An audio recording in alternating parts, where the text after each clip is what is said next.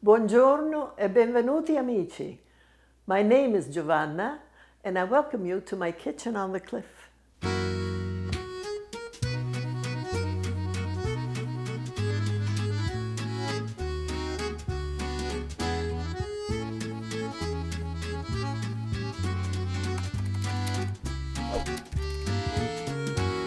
Today we're going to make pesto di pistacchi served with tiny little gnocchi as they do in Sicily. You may not be as familiar with this pesto as you are with the pesto from Genova. In Genova they make it where the main ingredient is basil, next is pignoli. In Sicily the main ingredient is pistachios. Pesto means to crush, pestare, because this was they didn't have a food processor, so they used a mortar and pestle and they would crush everything in a mortar. And you can still do that. If you don't want to bother with a machine, you can still do that. But yes, pesto means literally crushed. So the ingredients can vary, and they do vary from region to region. And today we're going to make a pesto from Sicily. The ingredients for our pesto are pistachios, that's the main ingredient, grated caciocavallo, olive oil, extra virgin olive oil of course, garlic, lemon rind, mint, and basil. Now before we start, this was bought at the supermarket. Now what I'm going to do before I actually use it is I'm going to cut the tops off and I'm going to put these in my bottles to root it. After it's rooted, I'm going to plant it in the garden and I'm going to have pesto for the rest of the summer. We're going to start by making the gnocchi. Now, I made a video of gnocchi, and if you're interested in seeing that video, go to the link in the description box. I already made the dough. I'm going to divide it into 4 pieces. I have a little bit of flour. I'm going to take one, cover it with flour just so that I can roll it. I'm going to divide it in 4, and I'm going to make a rope, very thin rope. I'm going to use a bench scraper to cut the gnocchi. You see, this goes very fast. Let's take another piece. Okay, roll them in flour. The point is that you don't want these to stick together. That's the most important thing. So you want plenty of flour so they don't stick together. I always warn you when something is going to be tedious. It doesn't really take very much time to do this. And of course, if you involve the children and your guests or whoever else is interested, then it takes no time at all. Unlike more traditional gnocchi that you're familiar with, these are not going to be shaped further. They're simply little pillows. We just finished the gnocchi. We put a pot of water up so that it'll be ready to cook them, and we're going to make the pesto. Here we have the flavoring herbs. That would be basil and mint. My own favorite is marjoram and mint. Of course, if you have a favorite herb, you can put that in. The queen of this is the pistachios.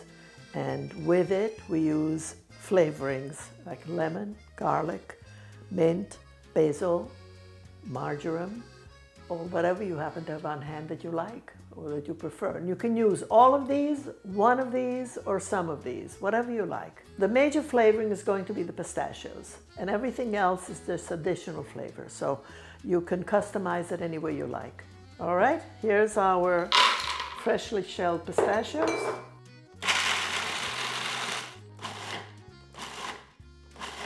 We want this finely ground, but we don't want pistachio butter. So next we're going to add the olive oil. You're going to need at least a half a cup of olive oil. Now, I'm not going to measure it because this is how I measure it. I hold my thumb where I think is about right, and we're going to turn it on.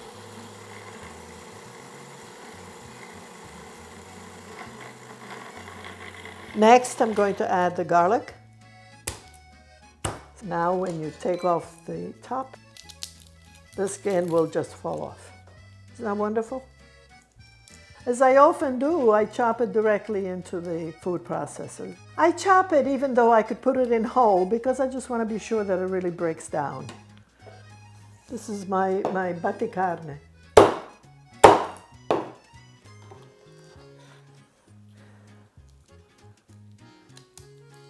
Okay, the skin comes right off. Next, we're going to zest the lemon. Lemons mean Sicily. We can't live without lemons. if you want to make the most delicious dressing, people always ask me, what's in the salad? What's in the salad is extra virgin olive oil, lemon juice, and mint. So that's why I have pots of mints everywhere, and I wait for the spring, because I always add some mint to my green salad. It's just delicious. And I don't emulsify. I just put the olive oil and mix it. You put the lemon juice and mix it again. Salt and mint if you have it. I prefer lemon to vinegar in the salad, but that's me. My husband prefers vinegar. So I please him one day and I please myself another day. Okay. We have the lemon zest, freshly grated. We're going to put the basil.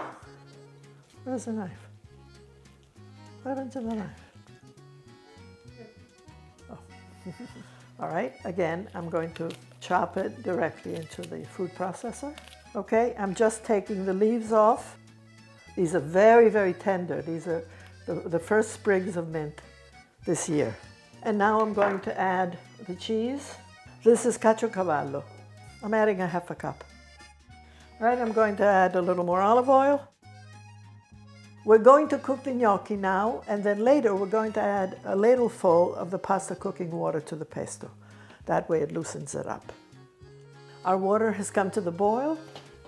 There it goes. They're all loose, and we're going to pour it right in. Whoops.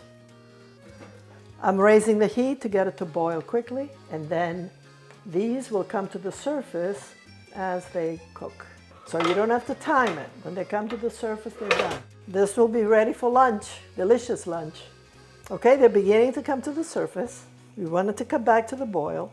Be gentle with these gnocchetti. Okay, they've come to the surface. The water is back boiling, and now we're going to begin to take them out. We don't throw this into a colander. They're too delicate. So I take them out using a skimmer. You don't throw away the pasta water until you're finished, because we are now going to lighten up the pesto with a ladle full of pasta cooking water. This is the pasta cooking water. This ladle of cooking water is going to go into the pesto, which will thicken it, heat it, and make it fluid. It's gorgeous, it's tasty, it has enough salt, it's smooth, it's creamy. This is creamy, but it doesn't have any heavy cream added. If I wanted to make this more liquid, yes, I could have added heavy cream, and some people do. The heavy cream is going to change the flavor profile of the sauce. The pasta cooking water will never change the taste. So that's the big advantage, and that's why we save the pasta cooking water until we're finished eating. Because if you add it to a sauce, it'll thin it out, but without changing the flavor. Okay?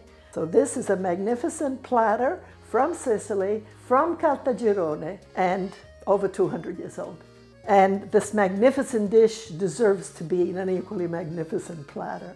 This is grated Caciocavallo from Ragusa. It's called Ragusano now. And I reserved some of it to just sprinkle on top. Una pioggia di formaggio. Buon appetito. I wish you could be here. Now that you know how to make tiny gnocchetti with this wonderful, wonderful pesto from Bronte, I hope that you make it and you make it often. And I must call attention to the fact that this princely dish today is being served in a century-old platter from Caltagirone. You could see that the edges are worn because this has seen hundreds of years of service. I use this platter with great pleasure because it reminds me of my beloved godfather Raffaele. So here we are in 2024, enjoying a century-old dish in a centuries-old platter. I'm eating it with a spoon because I don't want to miss any of this. Just wonderful. Since I personally shelled all the pistachios, more than 200, I have a special investment in this dish. Buon appetito. These are the pistachios I used. Okay, they come from California. They're called extra large premium California pistachios. And we shell them ourselves, mostly Howard, who was kind enough this morning to shell a cup and a half of these things. These are delicious. Now, these are not sponsors, by the way. These are the pistachios that I buy all the time, whether I want to serve them as a nut, you know, at a coffee table, or to cook with. It is a super dish. Save it for your most special company. Maybe somebody's calling for an invitation to dinner.